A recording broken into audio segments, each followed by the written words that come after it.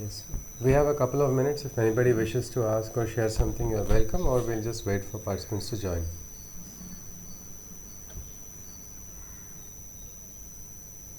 Hariom. Hariom ji, Hariom Madhvi ji. You want to say a few words about the poetry? So, Sure ji. poem that you shared. Okay ji. After Ji. that, I have a question. All right ji. Yes, please. Okay, Vasudevan ji. Yes. What is it? We would like you to share. Huh? If you want to share something about the poem that we shared.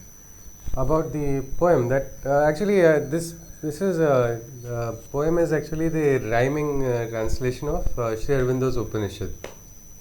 This Upanishad name Sri Aurobindo Upanishad was not given by Sri Aurobindo, but it was by the Sanskrit Karyalaya of Sri Aurobindo Ashram.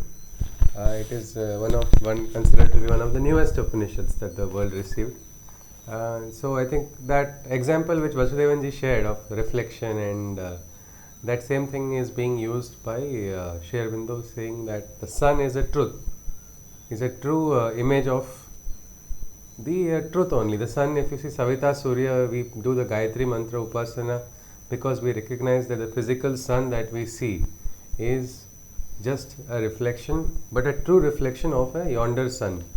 Because that way we are also, the truth is there in the origin, the truth is there in the creation also. That is what Sri Aurobindo's philosophy was about. So it is how the reflection of the sun in water appears. If you see the reflection when the water is still, it appears very singly only, and when the water is now disturbed, so many reflections. It is something like that. The Upanishad, it's actually interesting how that is one part of the Upanishad where the example was very similar to what I think Vasudevanji shared. So I just felt like drawing that parallel. There, it's nicely that Upanishad is a little not very long, but requires a little bit of more deliberation. Probably some time for it may take some hours actually if we just try to look at all the examples.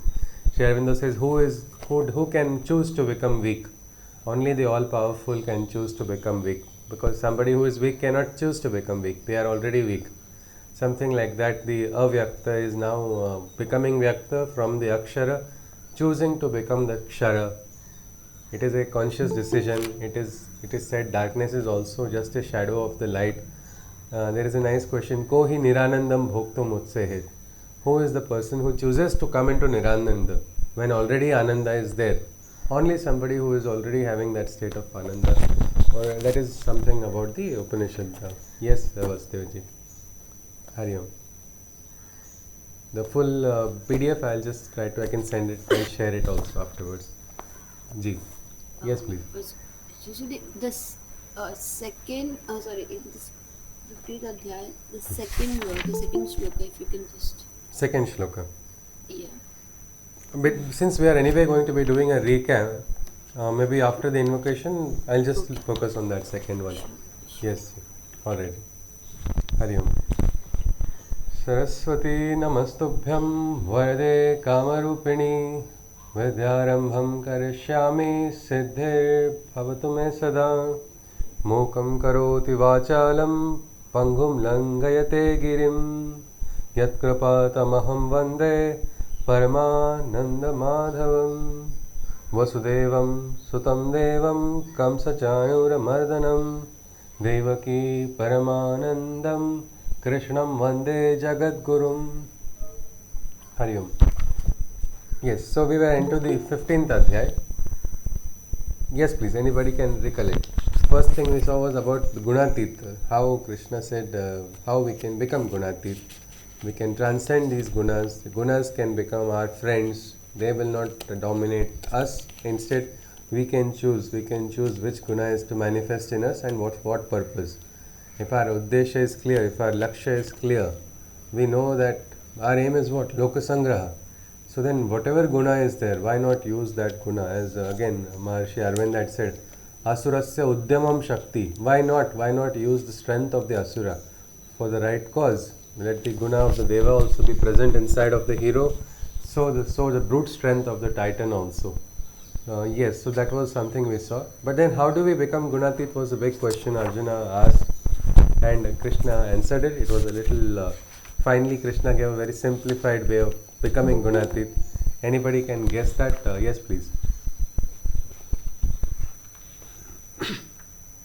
Hari Om. Hari Om ji. Hari Om Geeta ji. Yes, please. Anyone? What was that? You can easily cross the triple modes. It was like anybody who is the I mean treat everybody equally, like taking happiness and sadness. That I is mean, alive. Samata. Samata is a lakshana. Yeah. Is an indication of a person who is going closer to that state.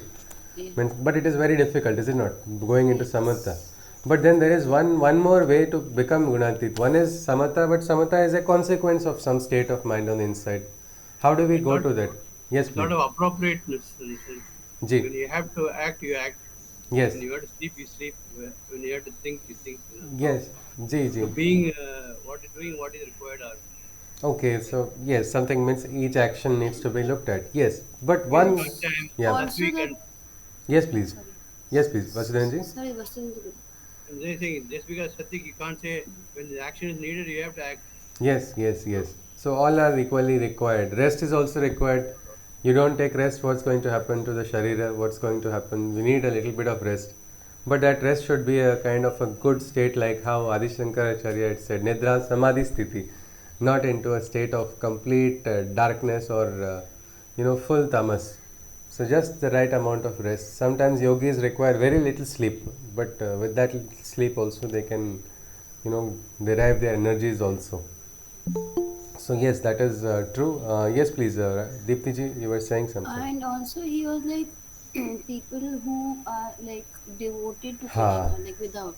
That- So they are above all the three. They can gunas. cross, they can come cross. to the level of like it's like as you said the example of Tukaram, that he went in search of God and he became. It's Ha. like that they will reach to that level of Yes, so this is bhakti with, if you see, the 26th shloka, Krishna very rightly said, Aditya ji, that is the, what we can say, simplifying factor of even the most complicated things. With bhakti, with that shraddha, if that person is able to, as earlier also we say, ananya bhakti, ananya shraddha, if that person is able to cultivate inside of the individual, the three gunas will be transcended. Krishna will tell what needs to be done, how it needs to be done. This is something which every one of us have a stamp of the gunas. Each person has overall one stamp, one guna will be present. But if you are, say, devoted to the divine completely, you will know which guna is required also, because from the your inner voice will guide you. Sometimes your mind will tell this, mind will do that. Mind has its limitation of logic. Mind is going to attach to its senses. Mind is going to attach to the swabhava. Mind will choose its own preference. But when your shraddha is there, you might do something from the what we call the intuitive plane. Suddenly you will receive some guidance. Suddenly you will get a glimpse. Some people have different experiences. Different people depending on their states of consciousness. Some of them actually even get visions also. How is it possible? Well, that is directly going into that state, connecting. But even if these visions are not there, if you are having shraddha, why you will identify, you will know when what needs to be done. One small example I remember is when our unit's construction was taking place. It was in a village, and there is this habit of people coming and asking for money whenever construction work is going on, any unloading is going on. And we did not have too much to give, and it was a policy. We did not want to do it, because if you do it once, people would all the time come and keep asking the same thing. So I remember my first experience with my teacher also. We had discussed this possibility, what's going to happen. Now this is happening all the time, and 2-3 times we've told them no, but it looks like they're getting irritated, so they may come again. And once we were just standing, there was this vehicle was unloading the goods for construction, those materials for construction. At that time 8 people came, and they were all in a group, and they were around my age or little older than me only. Most of them were, I was probably 20, some were 30s and around that age only. And now I did not know what to do. I actually just thought of the divine, what should I do? I was not knowing, but I wanted to act cool and calm. So I just turned, they were walking, I did not even look like they are coming, as if some fly is coming towards me. I just turned behind, picked up the those jelly stones, what they call for construction, and then I just, as if I was inspecting it, and I dropped it, and then I gritted. But on the inside, according to my swabha, I am not having that nature of, confronting. But inner voice told, don't be afraid, and just try to deal with them. And that moment, I used one name. Nagaraj just told not to come here, is what I told. He is told, we will not, you should understand this is a different place. This is not just a commercial enterprise. So you ask elsewhere, is what I told. And all of them 8 went away, and I did not know what happened because I used that name. I did not even think that person's name would be so useful. Later on, that man comes and he said, why did you use my name? These people are coming and fighting with me. Then I pretended I did not know, I should not have used your name. But what happens is, that moment was very lucky for me, where I did not allow my own swabhava to, maybe there would have been fear inside of me, I would not have dealt it. Somebody else's swabhava, if there was rajas, the person would have acted accordingly. Luckily, I was just thinking of my teacher at that time. I understood what needs to be done. Just, it was not logical for me to behave that way. But I feel maybe sometimes in moments in life, if we connect to the divine, we get the hints. We get the hints what we need to do, and probably this is what that Krishna is saying with bhakti. In our difficult moments also, just we need to surrender to the divine, and we will find out the marga. And Krishna says easily, if you see, so sa gunan samatityan tityaitan brahma bhuyaya kalpate. That person can go to that Brahmi sthiti also. He is fit. Nature's triple modes, he can breathe easily, and he is fit to reach that supreme state. So that is one thing, because he says, I am the foundation. I am the foundation of everything. Again, we know that Vishwarupa is Sarvavyapi. It is so powerful, and it is present everywhere. If we are conscious of that eternal truth, probably we'll get the guidance in the worst of the worst situations. Children get that experience. In the exams also, they suddenly pray to God, and then suddenly they remember what they would normally not remember so easily also. So different moments, if you can just turn towards the divine, rest is the divine's work. It is not our job, our headache also. Just we need to understand we have limitations of our gunas, and with humility and sincerity, if we turn to the divine, probably we can easily breach the limitations of the gunas also. Then we came to the Ashwatha tree. Yes, anybody can. The next chapter started with the Ashwatha tree, the inverted Ashwatha. I think Dr. Harshit ji shared a beautiful example and photo, as well as the description. It was interesting. He did not attend the session, but he was able to very correctly relate to the Ashwatha tree's shlok also from the example that was shared of the reflection. So that is, yes, anybody can just share something about what we saw yesterday about the inverted Ashwatha. So we can then enter into the Adhyaya.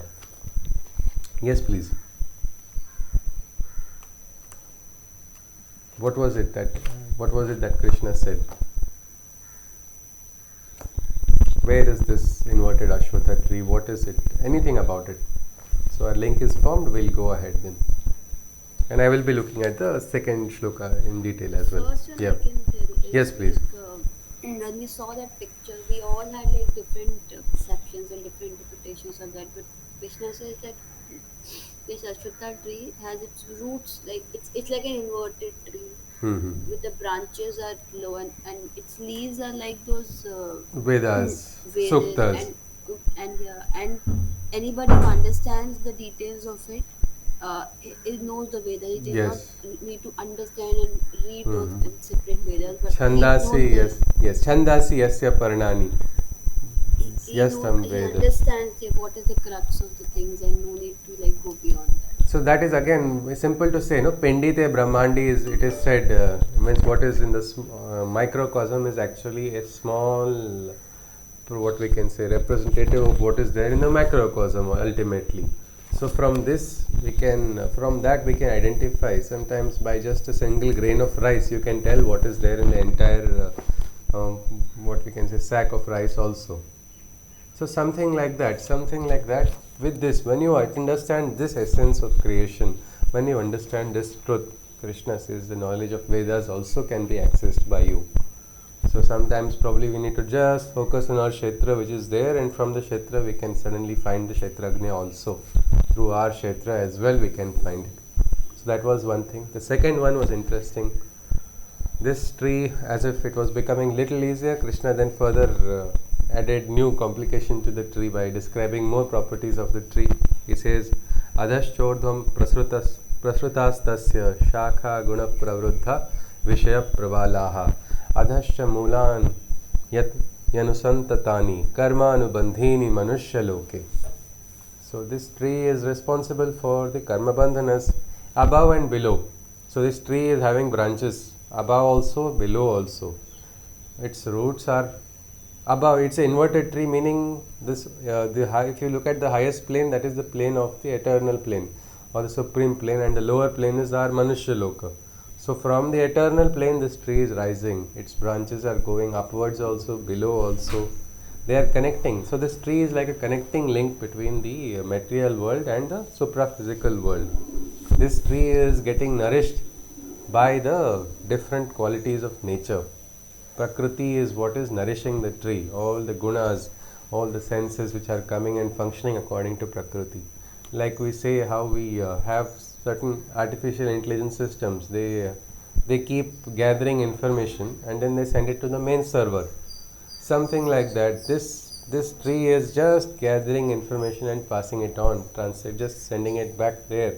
Some kind of experiment is taking place. All the experiences that human being, as collectively as humanity is experiencing, or as in the Prakriti, all the experiences, a conscious evolution that is taking place, that is being directed back to the divine only.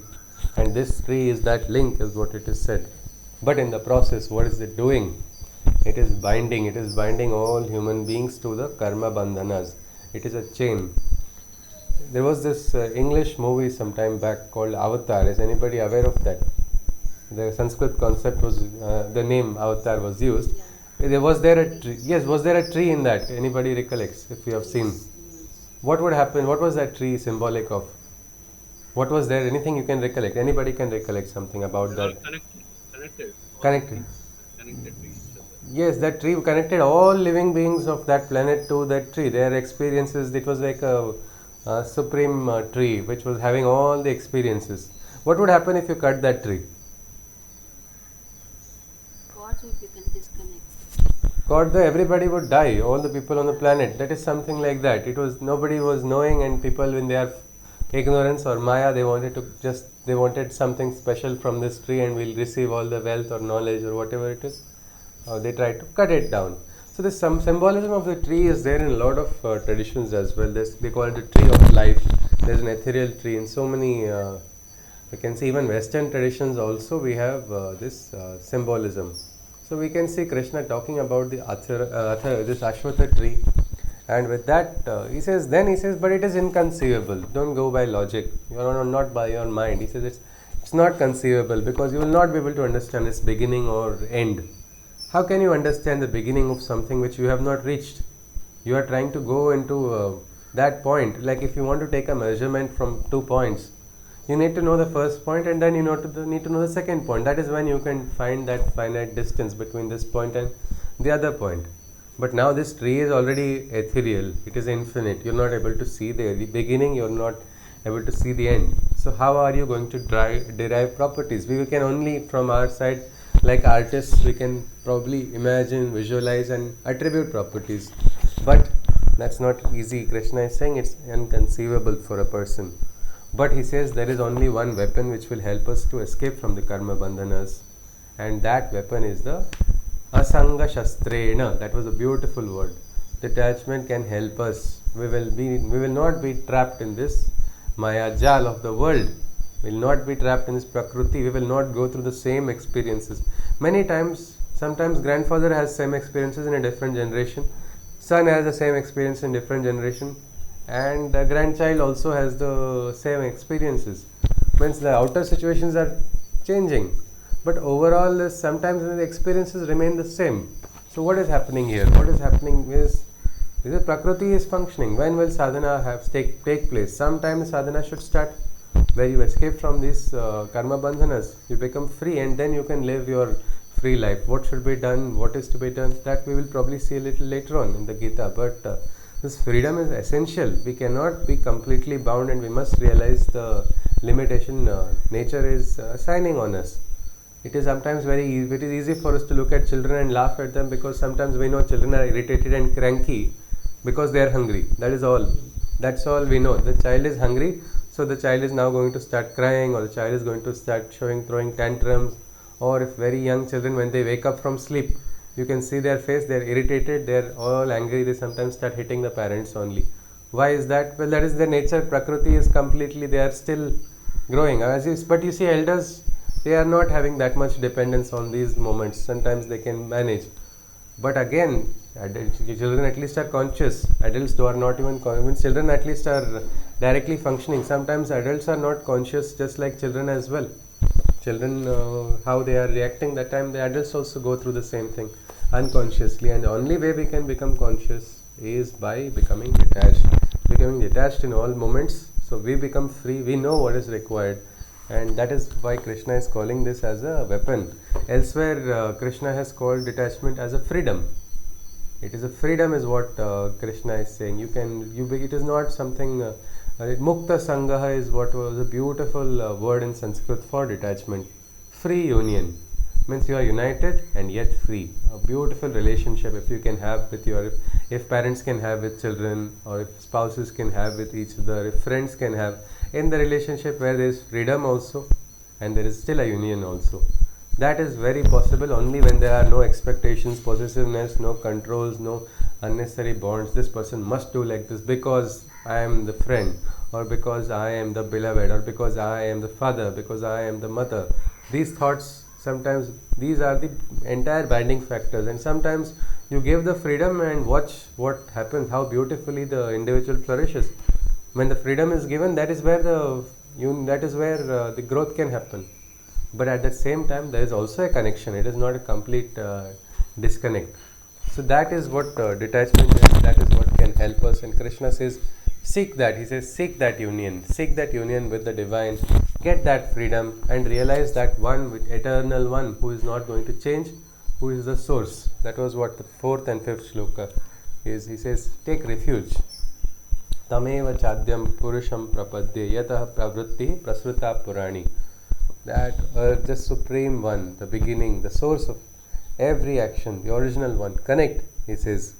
Then he said some of the aspects again to repeat practically. The 5th one, nirmana moha jitasanga dosha adhyatma nitya vinivrutta kamaha dvandvair vimuktaha sukha dukkha sanyaihi gacchantya mudhaha padamavyayam tat. So that person, that great one, can go to the state of Godhood, is what we saw. He is gone beyond these dualities. No dvandvas. These dvandvas have just disappeared. No pride. He is not having unnecessary pride. I am this or I am that.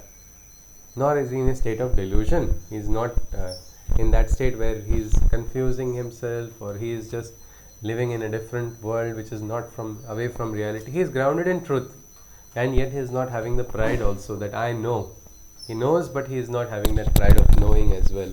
He is embedded in the self. He is quiet on the inside, conquering the fault of attachment. Yes, somebody wishes to add something? Yes, please. Milanji, do you wish to add something? No, sorry. All right. Okay, fine.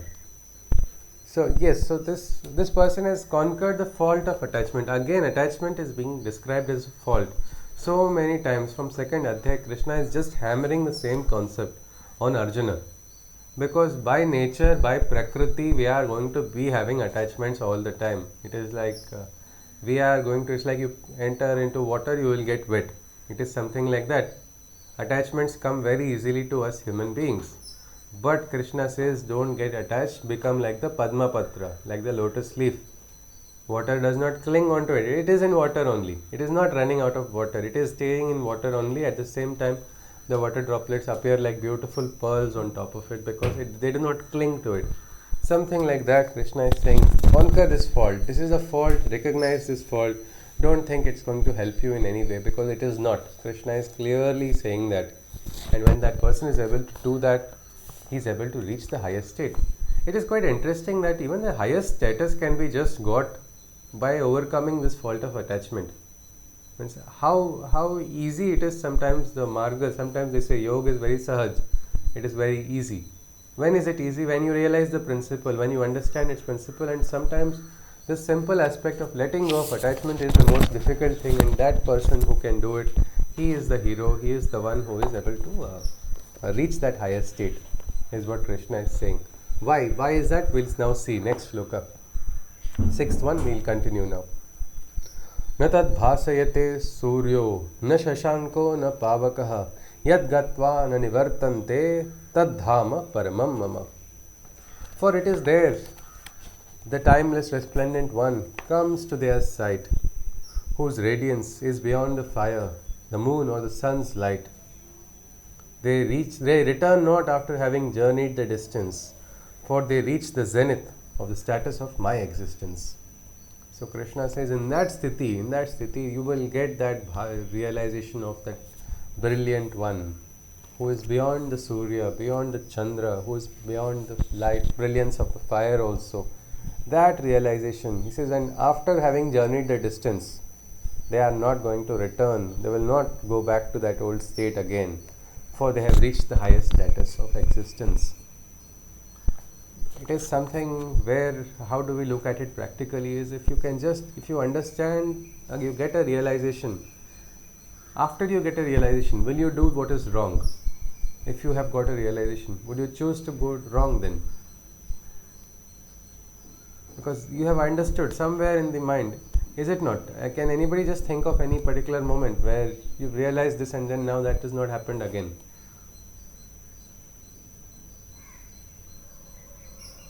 Any moment.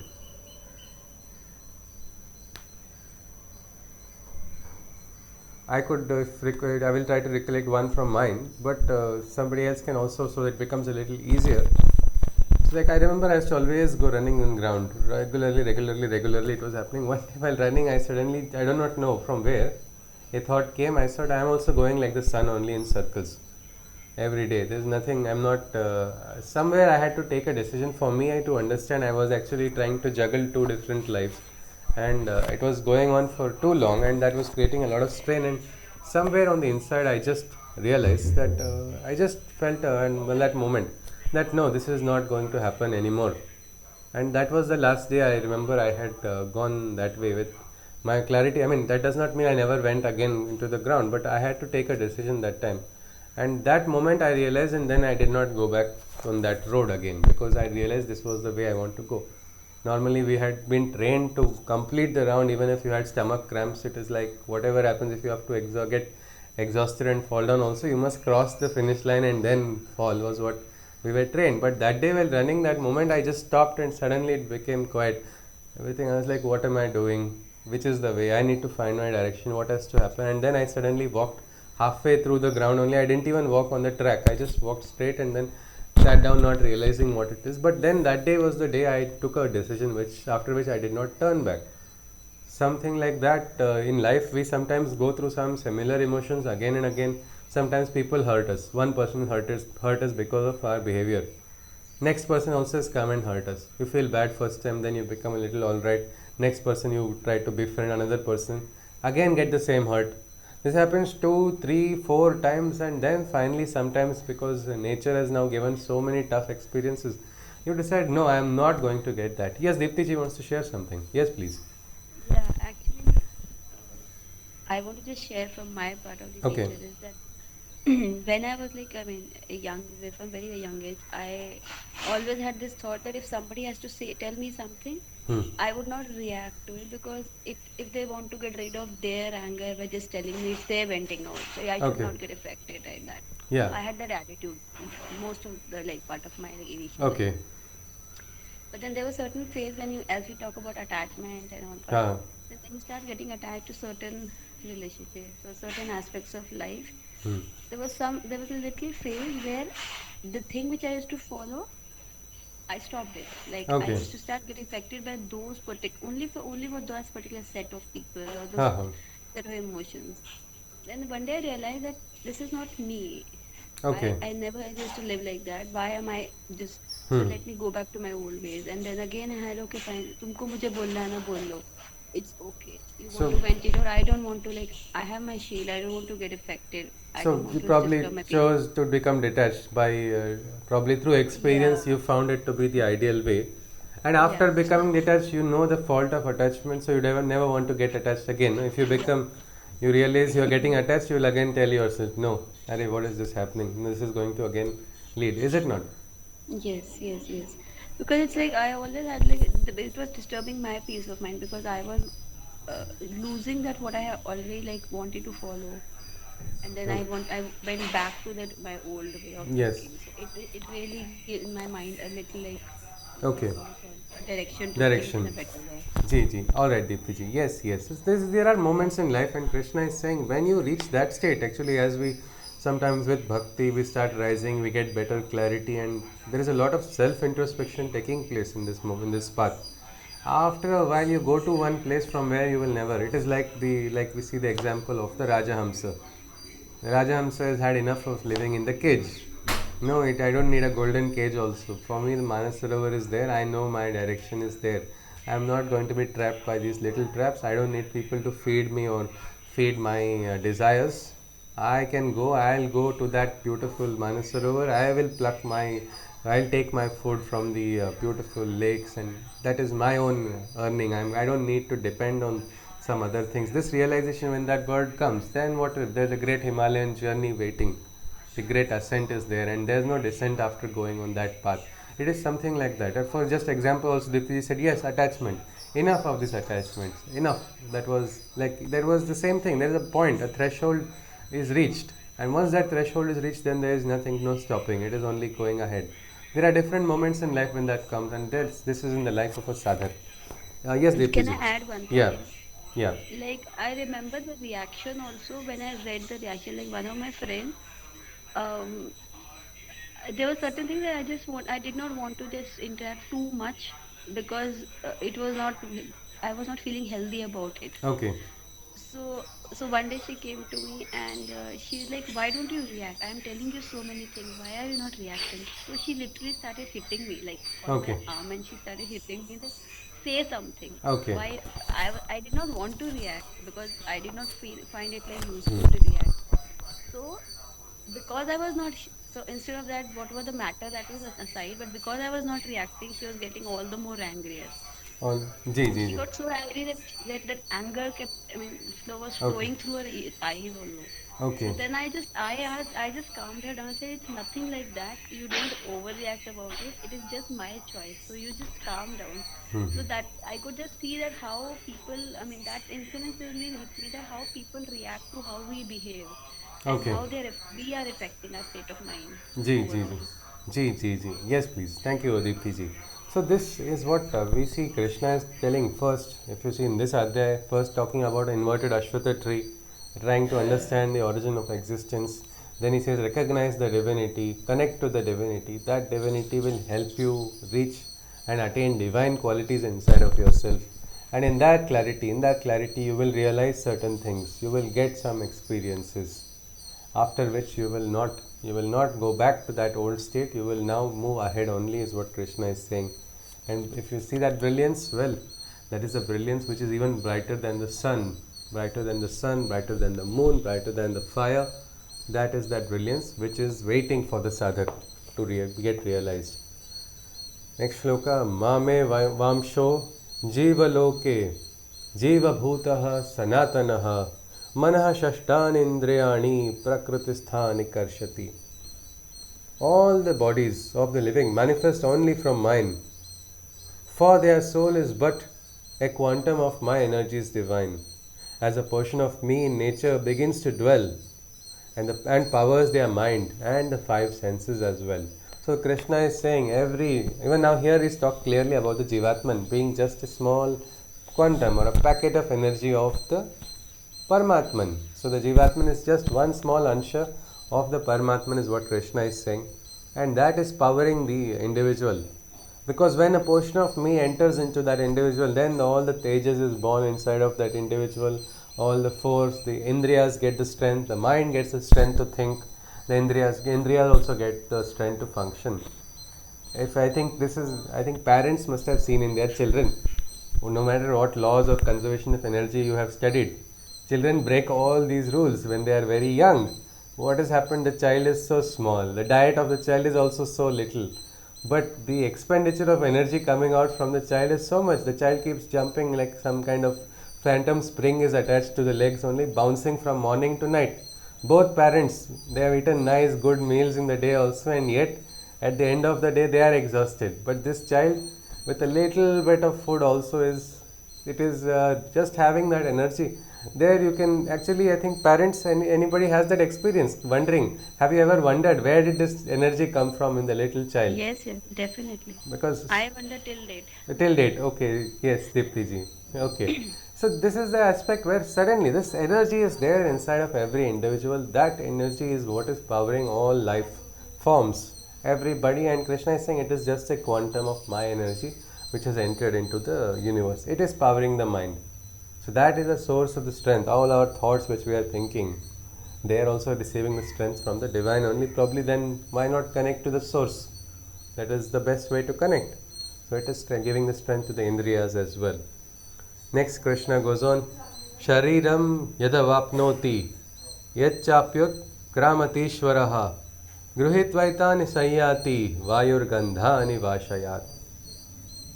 When the divine assumes the body mortal for the entry of the six senses, he creates the portal.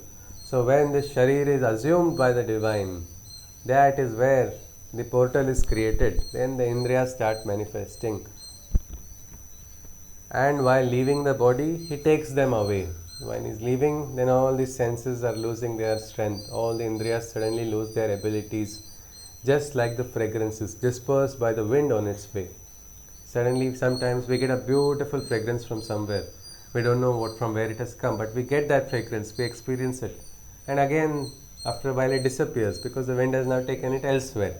Something like that. This is how the inside of the being, the divine enters and life is created. When the divine leaves, the life is over. Gata prana enters inside and then the individual is alive. Pran leaves the individual is no more. This is something which is very interesting to even look at. Even many doctors actually wonder when they see some of them have and they get to see so many patients in their last moments also, and they wonder what is it that's happening. One very senior neurologist, Dr. Sunil, he had shared his experience. He had told me, he says, I do not know what is it, something has left the patient, I know, after which we cannot revive. The vital signs and all speak something else, the monitors are talking about it, but we know now something was there, I do not know, it is not physical, I cannot identify in physical form what is it that has left. There is no secretion or there is nothing like that. But now we know that the patient cannot be revived. This I have experienced. Now this doctor is very senior neurologist who is now close to retiring, and he's done a lot of work in setting up the department in the city here, hospital here. But the aspect of this is a mystery is what he's saying. He's trying to understand that mystery. What is it that has happened? And same way in the creation of life also. What is it? What happens? If you look at creation of life also is very beautiful. Like it is like the creation of the universe only. It is a small, like there is a big bang. So something like that. When there is a sperm and ovum fusion, there is a light. A brilliant light is released. And then the cells start dividing. And then these are all embryonic cells. They all can choose. One decides, I want to become a digestive system. I want to become a part of the other systems of the body. One wants to become cardiac system. All of this, the cell decides which direction it has to go. And suddenly after a while the cell loses its memory. Smriti is lost, like we have lost Smriti of our own divine origin. Like that these cells forget that they are embryonic in origin. And then they all become part. No, now we are completely different in functioning. We are absolutely different from this system is different from that system. But originally all were one, all were embryonic. Now scientists are still searching, and this has been going on for a long time. Somehow if you can make this cell remember get back to their memory, like how our great yogis say, go back to the Vedas, get that smriti, kruto smara, kritam smara is what one Upanishad talks about. Remember, get that memory, remember. If our cells remember that, we will also have regeneration abilities. We will have great healing abilities, because if our cell is able to identify that. So something like that. There is a interesting, crazy game going on, is what Krishna is saying. When the body is assumed by the divine being, then all the indriyas are powered. And when the divine being leaves, all the indriyas cease to function. It's like beautiful fragrance was there. People enjoyed the fragrance while it was there. And just as it came, suddenly it went away also. Nobody knows how that fragrance has gone away. But that is it. The divine has taken it away, is what we can see. Next shloka. Shrotram chakshuhu sparshanam cha rasanam granam eva cha adhishthaya manaschayam vishayanu pasevate. Eyesight, touch, taste, smell and hearing, and the mind is utilized by the soul in dwelling. All the objects of mind and senses he embellishes, and their sensations he enjoys and relishes. So here the divine is participating. Why is he here? He is participating also, though he is detached. But he is participating in our good moments also. Why not share those moments? Krishna is saying all these senses are being used by the divine. What is this experiment? What are these experiences? It's like all these experiences of individual consciousness. They are all going back into that. Some kind of, this is like really like some kind of strange lab experiment taking place. The scientist is just gathering data. So many experiments taking place, so many different places, and all data are then getting collected onto a server. Something like that. And that is his participation in the Srishti. The Purusha is also participating in the Srishti. Though he is detached, he is also participating in it. Utkramantam sthitam vapi bhunjanam va gunanvitam vimudha nanu pashyanti jnana chakshushaha. But the deluded understand not his coming or going, nor do they perceive within themselves his staying. They know not that for all qualities he is the enjoyer, as this realization comes only to the eye of the knower. So those who are deluded, Krishna says, they do not understand. They do not understand whether divine is coming or going. They live in the realm of the indriyas. They live in the realm of the senses. Nothing is more than that. So they don't realize that there can be anything beyond the senses. They don't realize his presence inside of themselves also, because that is the trap of Maya. They are trapped in it. They don't realize the coming of the divine, going of the divine also. But we have seen yogis. Yogis understand. Yogis can actually even say, now this time at a particular place, this Atman is going to come to birth. They realize some great Atman's birth before it arrives also. And before the departure also, they say, now the time has come.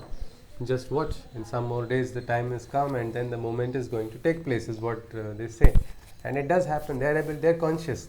But most are not. They do not realize the coming or the going or the presence of the divine, because they have not got that inner opening. Only with the inner eye can you realize. When you can realize, then it is sufficient. But sometimes even if you don't realize, if you can understand also, is it not? They say pramana is also, sometimes Shabda pramana is also enough evidence. Sometimes even if you do not see, if you hear from a reliable source, then it becomes enough evidence for you to understand. Something we can probably use Krishna's words as our pramana and make us conscious one way or the other of the divine's presence. Yes, no matter what's happening on the outside, no matter what is happening on the inside, there is this divine. Let me become conscious of it. Let me realize that. And that is the ultimate realization which a human being can have. Can we say, like sometimes when we say learning from other people's experiences, Yes. can this come here? Yes, we could actually. It is up to the individual, of course. Sometimes someone's, they want to get the realization. Some say, I want to get the darshan, I want to see, and so that is their direction. Some say, I do not want to see also. So what afterwards meeting is going to take place only. Why should I worry about seeing? I want to do the work and I want to continue on that marga. So that is that each person's path is different. But like you said, we can always learn from experiences. I was stupid when I was young. I touched fire and then only I learned fire is bad. But my sister is wiser. She learned from my experience. She didn't do the same stupidity of putting her hand on the fire because somebody told me to do it. I did it as a child. And I learned that this burns my hand. So we can learn from somebody else's experiences also. That is why they say Santavani and all. Why should you listen? Why should you follow? Because they have got that experience. Sometimes If you can learn from their experiences, you can actually go one step easier. Your path becomes a little easier as well. You can take one step ahead as well. So that is there. We can learn. That is the best thing possible. But it must be a realization also. Even that must come as a realization, not as some kind of rigid following without understanding. That's what Krishna has also told. He is focusing on getting realization, not just. Yes, please, Srinivas ji. Yeah. Uh, uh, this realization from others' experience, what you are explaining, does that mean that believing the others? Believing it is like You Srinivas ji, told your your mother, hand when your mother says something burn, to you. and you told your sister. Sorry? Yes, ji? I'm sorry, your voice broke, Srinivas ji. When you got your hands burned and you told your sister, see, when someone narrates his or her, what you are being told. I'm sorry, Srinivas ji, the voice is breaking. I heard only sister and something is being told. Maybe you want to turn off the video and try speaking, maybe it will be Can, easier. yeah. Now, am I audible now? Yes, yes. Yeah. So from others' experience, when we learn, that means we believe them. So this learning from others' experience is nothing but believing, Yes, but then isn't it? yes, but believing is also a source which you will believe. Is it not? Some aunt comes and tells you, I am your mother, and another lady tells, I am your mother. What is the difference? Is it about believing or it is a shraddha? You have got that, you have understand, this is a source that is reliable. This is my mother, she has raised me, I can accept her as my mother. But another person tells you, even if they show a DNA certificate, you will say, no, this is my mother because she has raised me. My mother is the one who has raised me. I don't care what. That is a shraddha, is it not? So more than belief, we will say shraddha, and when you connect for the source of shraddha, you will not say, no child will go and say, ask father, show me the proof you are my father. That child will get a very strong, probably reprimanding because yes, Srinivas ji. It is a matter of No, perspective. It is a matter of no, I'm not. perspective. Hello, I'm not referring to this particular example. Ji, ji. Yeah, this is if I have had any bad experience Ha. and if I narrate it to someone Yeah. and he says, okay, I will never go what you did. I will never do what you did. So this is just believing because I have told him. Now the example which you gave that your hands got burned Yeah. and your sister learned from it. So yeah, so it is nothing but believing on you. But she saw my hands getting So burnt. learning, She saw the consequence of what happens there, and that was a sakshatkar. For a sakshatkar to be got means it is like we tell so many things to so many people. What is the effect of that? That does not bring about a change in the person. They don't listen even if we tell them also. But when a guru tells to a shishya or somebody else tells to another person, there the question of shraddha automatically comes. There it is an understanding. This is a truth. This is the pramana. That is why they say there are different shabda pramana is there, pratyaksha is there, anuman is there. So many by inference you can. That is where you are seeking. Means it's not blind belief.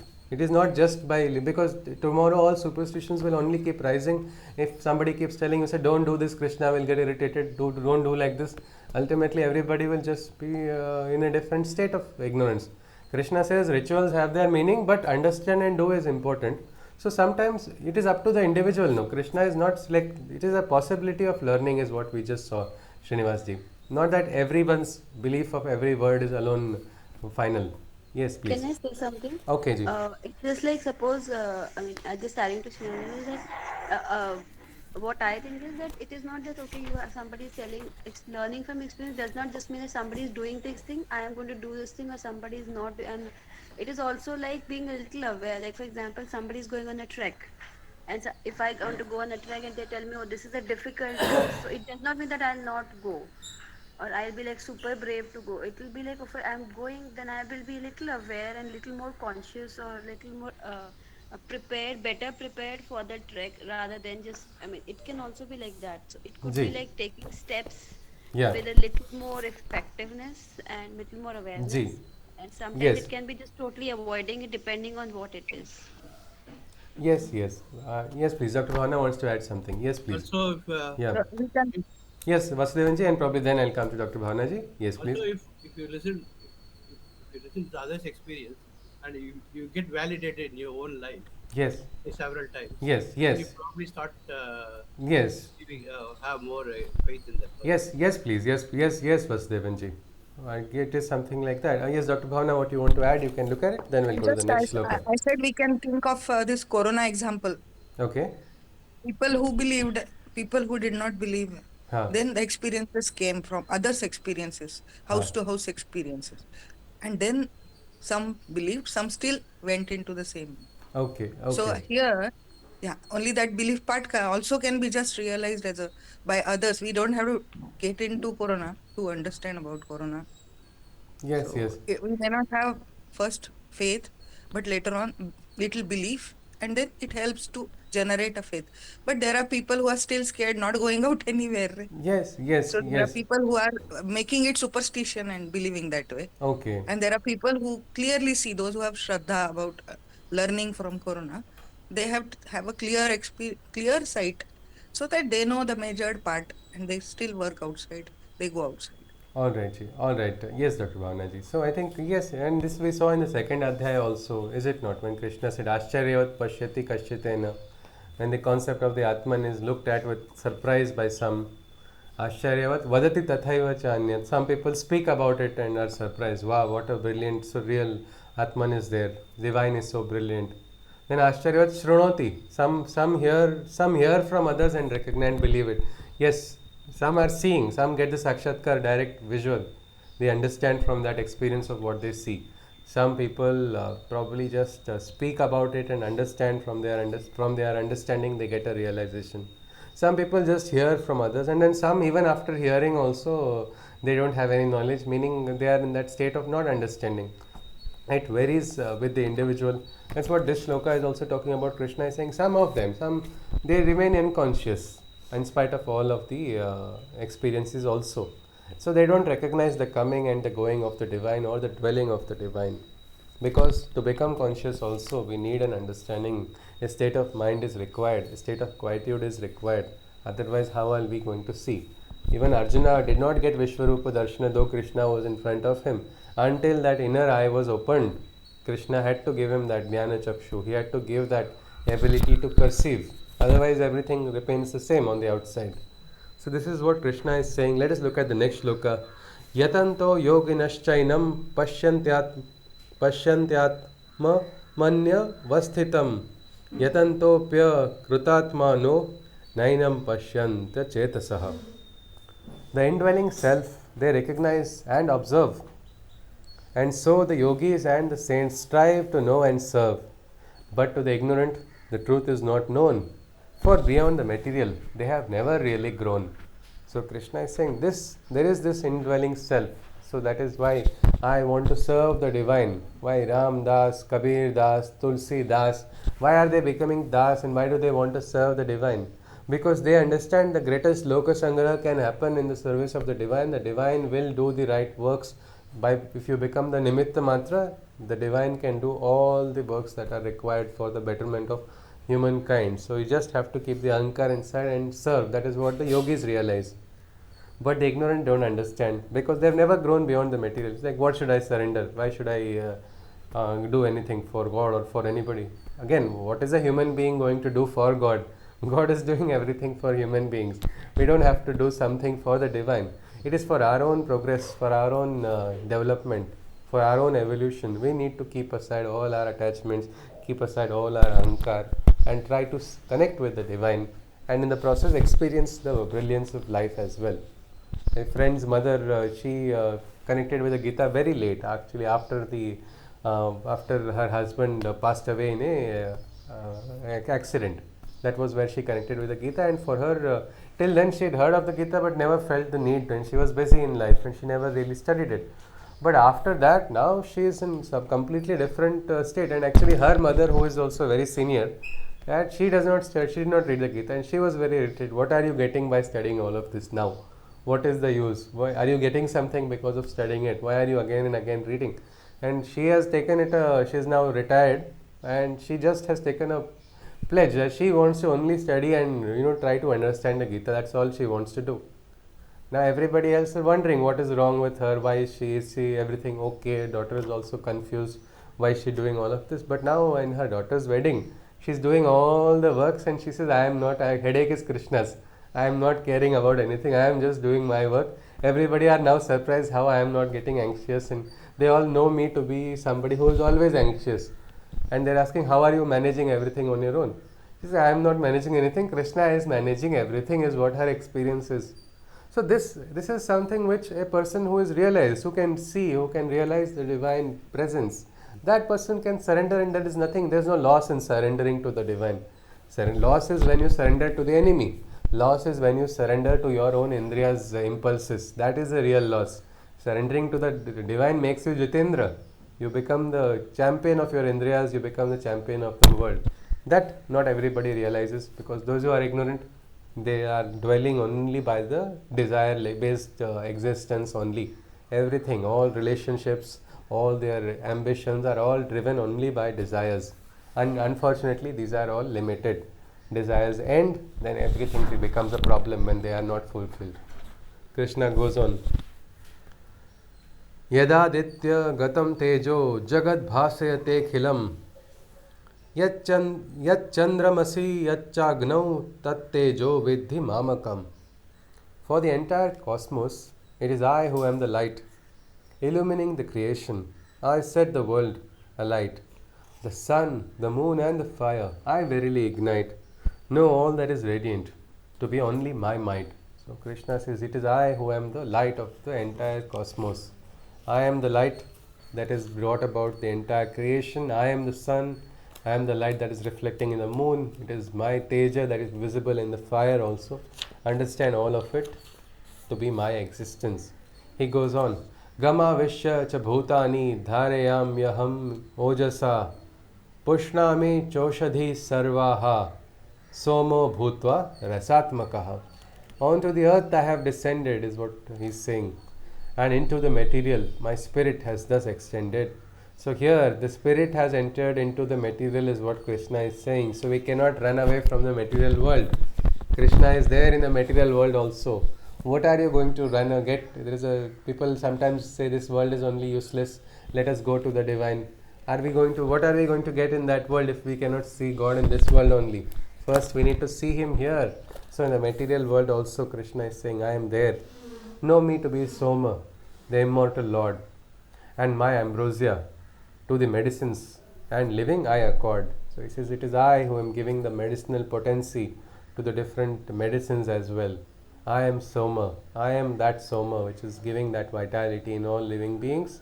I am that. Aham Vaishvanaro Bhutva Praninam Deham Ashritaha Pranapana Samayuktaha Pachamyannam Chaturvidham. Life's fire I have instilled and sustained. So the Vaishvanara, that supreme universal male or the universal fire, well, that is there. He says, I am the one. I am that fire which is present everywhere, by which the physical body of every being is maintained. Do we have a fire inside of us? Yes? How is it? How can we say that? Anyone? Yes, please. The Jathar-Agni that we talk about? Yes, the Jathar-Agni is there, or if you look at, there are reactions taking place in our digestion processes also. These are all what we can say. This heat is generated, that only is, the ATP is also continuously generating. Yes, please. Yes, please. Vasudevanji was. Temperature is maintained, body temperature. Body temperature is maintained continuously. We need fuel, like some fire is burning and the warmth is maintained inside of us.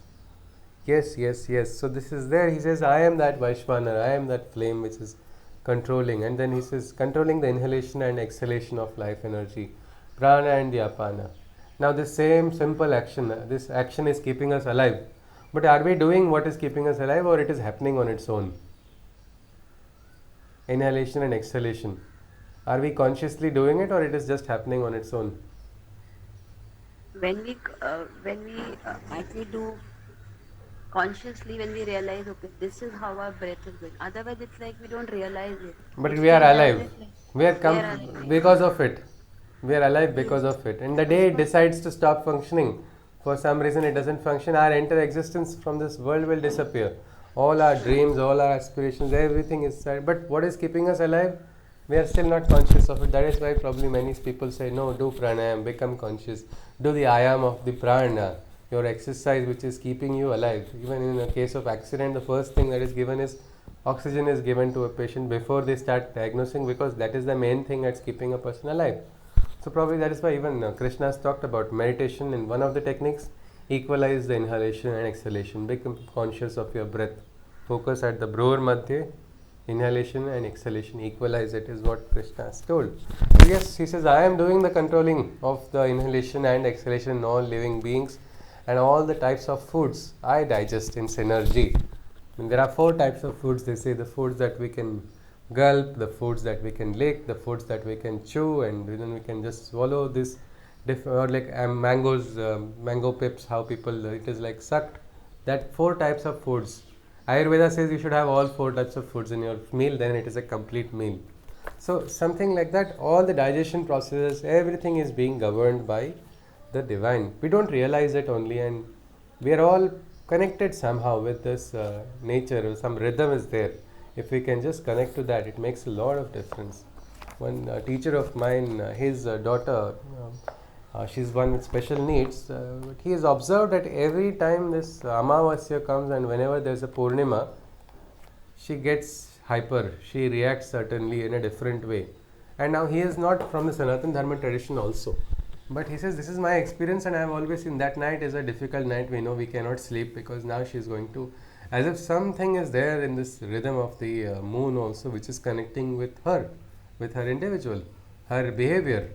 And every time it is, we become, this is something which he has, he's not connected with the traditions of Sanatana Dharma. He does not, he's not studied all of it, but he knows from his experience that yes, every time this pattern is there, that night I cannot sleep properly. Because this rhythm is there everywhere, and Krishna is saying, I am there.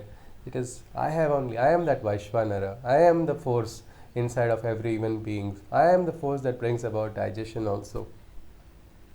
Sarvasya chaham hridisannivishto mattah smrutirjnanam apohanancha vedaischa sarvairahameva vedyo vedanta krudveda videva chaham. So he says, in the heart, in every heart that beats, I verily preside. Over every being's memory and knowledge, in every heart that beats, I verily reside. Over every being's memory and knowledge, I preside. I am known by the Vedas, and I am also the knower. And for the Gnostic text Vedanta, I am the creator. So he says, it is, I am there in all the hearts of all. This is something Krishna has already given the door number of his residence. With door number, where is he residing? He is there in the hearts. Hridi Sannivishto, he is there in every heart. And he is only governing the memory of every individual. He is the knowledge. And by studying the Vedas, you are going to know him. Because he is the knower of all the Vedas. So what are you going to understand by studying Vedas? You will ultimately realize him only, is what Krishna is saying. And for the Gnostic texts, Vedantas, I am the creator, I am only the creator. All these Upanishadic texts have also originated from me. It is my inspiration that the great rishis got. While they were seeking Brahma Vidya, they got that inspiration and then they penned these texts. I am the source of these texts also, is what he is saying. This actually shows that probably we can very well connect with the divine. If we just get into that state, we will even get access to the divine wisdom. If you see, Sri Aurobindo's father did not want him to study anything connected to Sanatana Dharma. He ensured that he gets an education in UK far away from everything that is Indian. But now, what can be done when destiny is there? Destiny is going to manifest this way or the other. Fate cannot decide everything. So by fate, he had to leave the country, but destiny brought him back. That is where his end. Here in the jail, he got the sudden experience of all the Shastras also inside of that prison. That is a very strange experience. How can somebody get it? Well, this is how it happened. Look at his writing, the volumes of writing that he has done. Pure wisdom. Even now, people don't understand when they pick up his book. Many, I've seen the very wise people also. They laugh and say, "Oh, his writing, it is heavy." It is heavy. I think I will maybe read it later on. That is what they say. But how did he get that entire Shastras? And Sri Aurobindo said, I did not just write for the general public also. It was a sadhana and it had to be written, so I have written it. Maybe 100 years, maybe 200 years. In his court case also it was told, 200 years later the country you will realize whom you are trying in the, right now in this case, he told the judge. Chittaranjan Das had told these words. That now you are not understanding who this person is in front of you, but the country will know 200 years later. We have still not reached that. Most of the people still don't know of his brilliant sadhana and his work and his way forward for humanity. So this is the aspect, but how can one access? Well, that source is there everywhere. We just have to connect to it. How there is a story of Bahinabai Chaudhary. She was a widow, nobody to take care of her. Her children had to somehow have food on the table. So her entire life went in that. She lived and died doing that only. But this is not the end of her story. While she was working, where was she working? In the fields. She never got a chance to go to so many satsangas or go to pilgrimages. Maybe she, whatever in the village, what was there. And what language? She did not even get proper training. She was not trained in Sanskrit language also. And what language she spoke was Varhadi. That was a dialect. It was a local dialect. But then what she spoke, now people are doing PhD on what she has spoken because her son noted down in his diary. Mazi Maya Soroswati Maza Shikavite Boli is her words. My mother Saraswati is teaching me how to speak. And there was an experience. That is why people are doing PhD and not able to understand.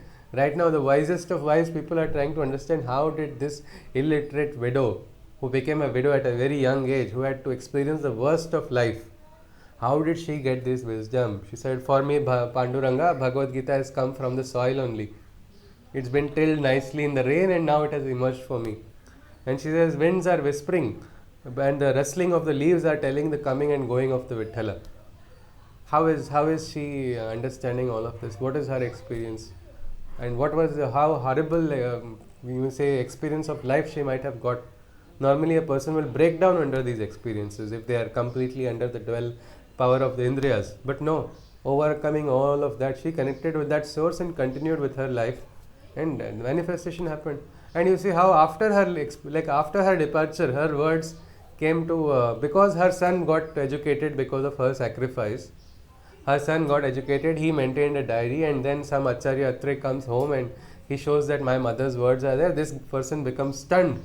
He gets up, he's shocked, he says, this is pure gold. This must be published, and then posthumously her work gets published, and then in 2007 or 17, I'm not sure, the Yashwantrao Chauhan University makes it a part of the syllabus for people to do their studies on Vainabai's language. Nobody is telling her your grammar is like this or your pronunciation is like this. Saraswati should be pronounced like that only, not Soroswati. Mother Saraswati only will tell her, don't say Saraswati, call me Soroswati, I like it better.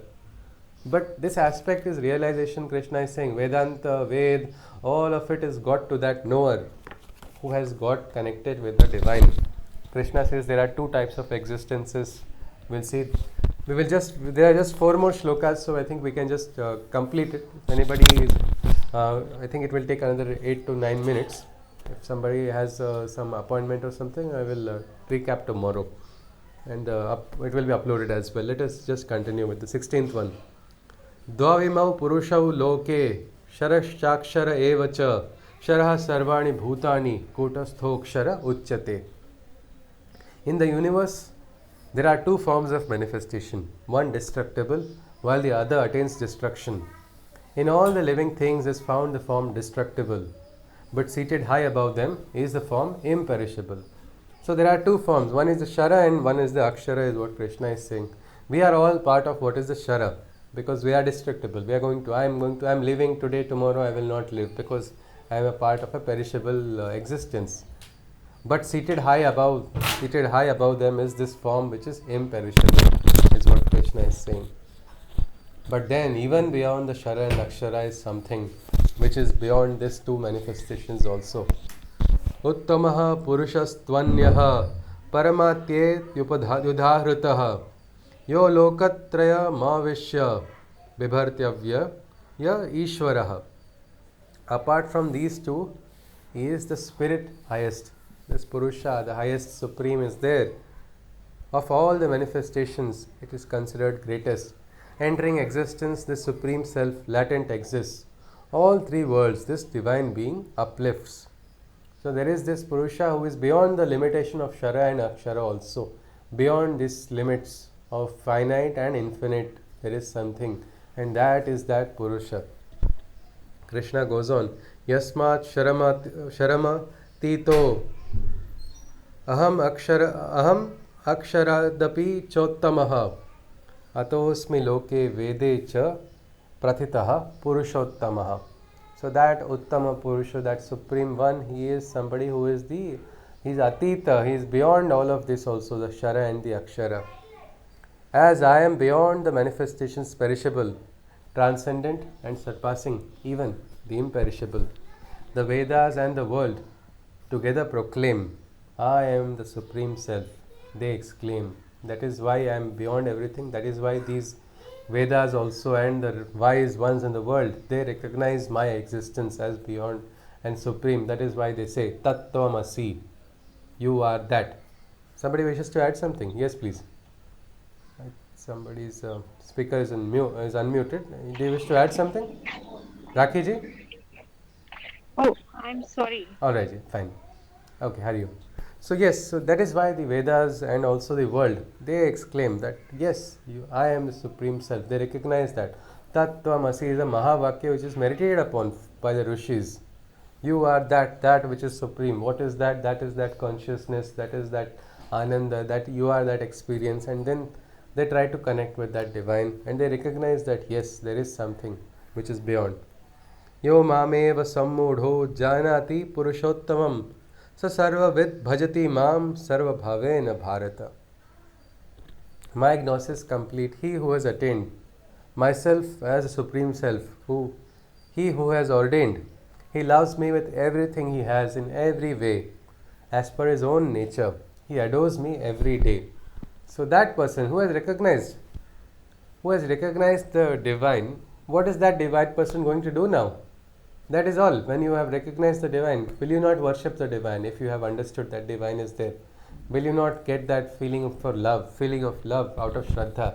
Will you not feel like just praying, bowing to that divine? You are ordaining the presence, stamping the presence of the divine in your life.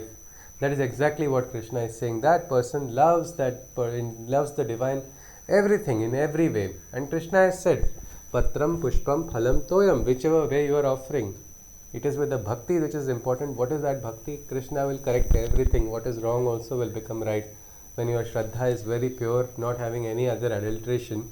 And that is exactly what a person does who has recognized the divine. As per their own nature. He adores me every day. So whichever way that person's nature is. Because he has ordained the divine's presence in life. And that is how the person is going to be connecting with the divine.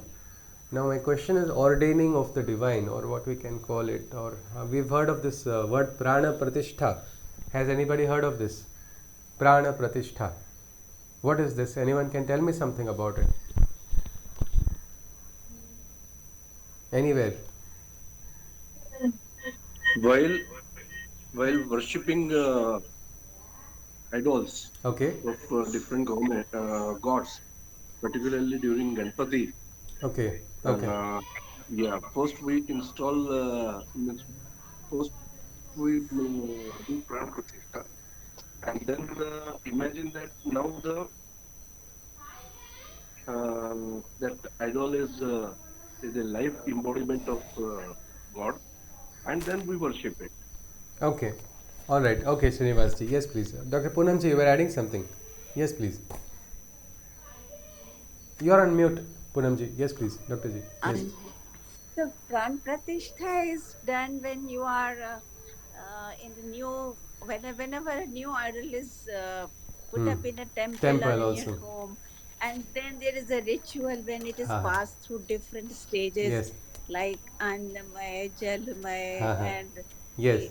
I don't remember exactly, but every time you put in this and they say something so that you are invoking the god and putting the actual pran in that, and then it becomes live and you have to worship Is does it like remain a murti after prana pratishtha? Does it remain a murti after prana pratishtha? no, No. no. Then it becomes yes, It becomes the divine only. No, yes, the Supreme Court of India also acknowledges that it becomes a yes. living entity.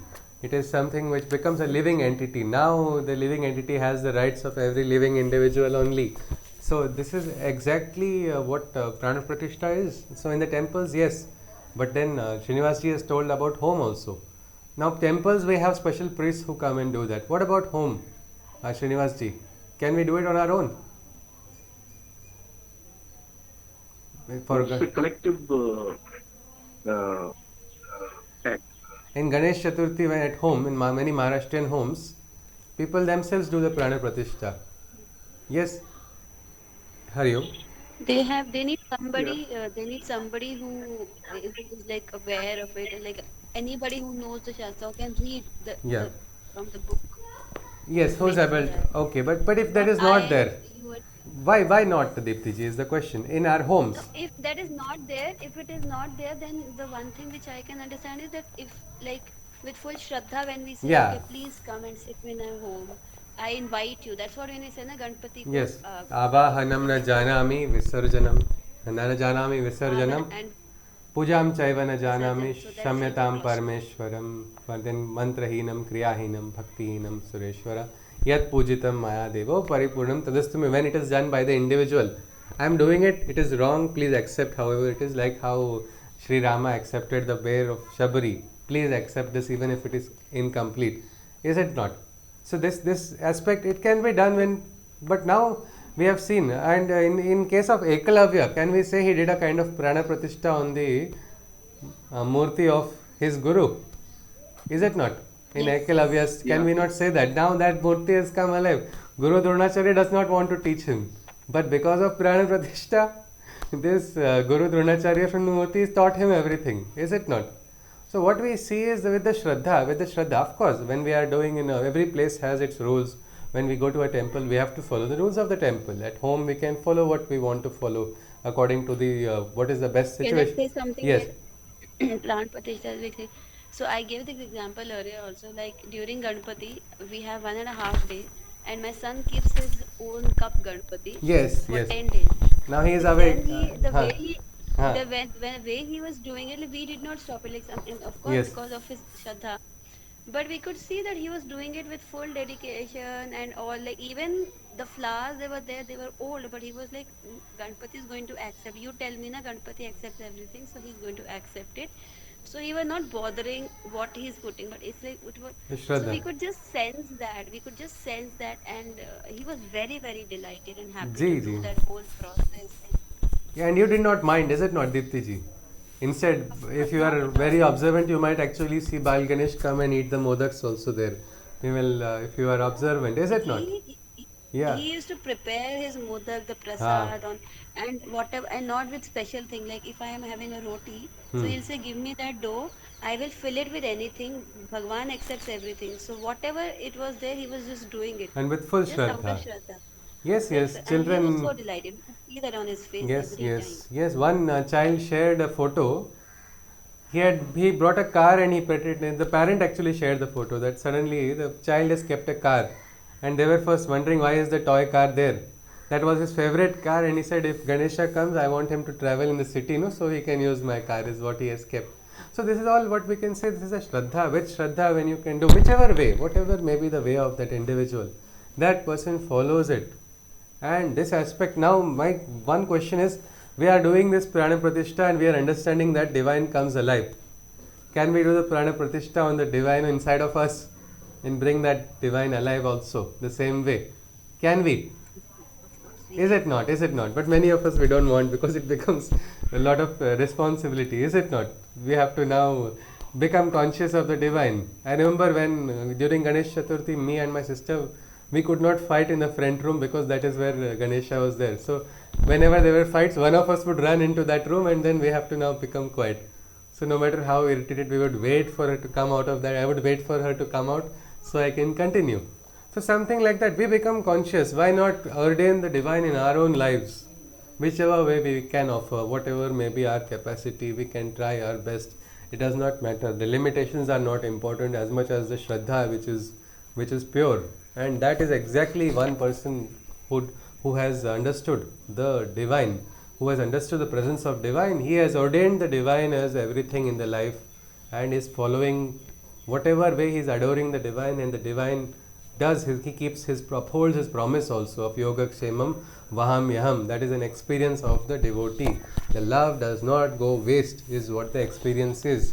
So let us go on. Last shloka, we stop here. Iti guhyatamam shastram idam uktam maya nagha etad buddhva buddhimanasyat krutakrutyascha bharata. He says this is that wisdom. Again, this is a secret wisdom which he is saying. Every secret is looking like an open secret only, and people are not trying to understand because it is an open secret, thinking it is something which is not a secret or important. This aspect of bhakti, it is very easily practicable by every one of us. This aspect, and Krishna is just concluding. He says, I have given you the biggest secret already. All this chapter of upside down Ashwatha tree, talking about the supreme Shashwat, eternal, and ultimately it boils down to this same aspect of what is the Shraddha of the individual, what is the bhakti, and how pure it is.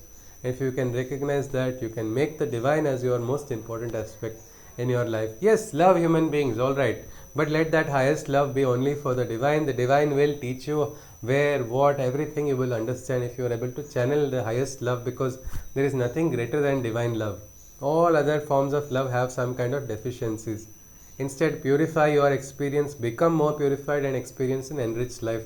That's exactly what Krishna is saying. And he says, this is the wisdom. He says, the cryptic wisdom, thus I have declared to you, O Arjuna, I have unveiled and shared this occult secret. By knowing and understanding, one attains the highest enlightenment possible to the living. So he says, by knowing this, by realizing it, by understanding it. He's not saying by just believing. He's talking about understanding, means information translating to understanding, and then understanding translating into a realization which comes from experience. That is what is possible, is what Krishna is saying. So here this chapter is concluding. He says, yes, next chapter would be another different one. This was again suddenly a metaphysical chapter. Next one is again practical. Krishna is going to talk about divine and demonic traits, Devi and the Asuri Swabhava. How does one deal with these? What is this? Are there these two natures? That is something which we are going to be seeing. I'll conclude with the Shanti Mantra. If anybody has any queries, you're most welcome. Sarve bhavantu sukhinah, sarve santu niramayah, sarve bhadrani pashyantu, ma kasyid dukkha bhag bhavet. Hari Om Tat Sat. Krishnam Vande Jagat Gurum. Hari Om. Om Shanti Shanti. Yes, please. Any queries are there? You are welcome, or we can conclude. Yes, please. Hari Om. So, Surji, I have a doubt. I have a Ji. question. Ji. Now, our modern science says that this universe is created out of a big bang. Okay. And here in Gita, we are learning that the Krishna created this whole universe. He is the creator. Okay. How these two things can be Yes, correlated? yes, Srinivas ji, again, science is science, whether modern or ancient. Hari Om ji, Hari Om, Hari Om. If we see our Adhyatmik Vidya also, what was it? Everything began with that nada. One sound, one big sound brought about the creation. It was Big Bang. Scientists in modern time also, they say everything originated with a big explosion. That was the bang. And it is going to end in what is a big crunch. That is a cycle. Now after a big bang, there is going to be a big crunch. Something like that. There is going to be a pralaya. This is what they are telling us. And how is it very different from what has been told to us before? In ancient India, we have been talked about. The pralaya is also there. Like that, this is the cycle. This is a cycle of existence. A star also goes through its cycle of creation and destruction everywhere. So I do not think it is completely contradicting as well. Our ancient science also was pretty, what we can say, scientific and advanced as well, despite the limitation of the time. That was an age where most of the world was in a dark age. That time we were already having different concepts of creation of the universe. We did not have telescopes, but we could recognize grahas. We could even attribute properties to grahas as well. So yes, they had some kind of higher wisdom, of course. And probably this question you can relate it to Big Bang, Big Crunch. It's like a Srishti Nirman and Pralay. It could be looked at. The another thing is that this creation can be only done by some living entity. Okay. Non-living entity cannot do creation, Okay. right? So this whole universe is a creation. Yeah. So can we say that it is created by some living entity only? Yes, sir. This is the what we can say, a point where even science is trying to understand and go to the source of the creation. What is the source? Many believe that intelligent design is there, so some intelligent will is there, because there was a creator, there is a creation. So what is this creator? That is what is the stuff of Vedanta, trying to realize it. People go into deep states of meditation and go to higher levels of mental levels, get some experiences. Like we human beings also, we are trying to understand, and what is science also trying to understand some things. Of course it is using the tool of mental logic, assuming mental logic is everything. But our world talks about, our Sanatana Dharma talks about logic as an instrument, but logic's limitation also have to be mental logic also has to be transcended, and so it is something like that. Yes, Srinivas ji. Yeah. Hari Om, Hari Om ji, Hari Om, Hari Om. Hari Om ji, Hari Om ji, Hari Om. Hari Om ji, Hari Om, Hari Om, Hari Om ji. Hari Om ji, Hari Om ji. Hari Om, धन्यवाद धन्यवाद जी, Hari Om ji, Hari Om, Hari Om, Hari Om, Hari Om. Hari Om, Hari Om.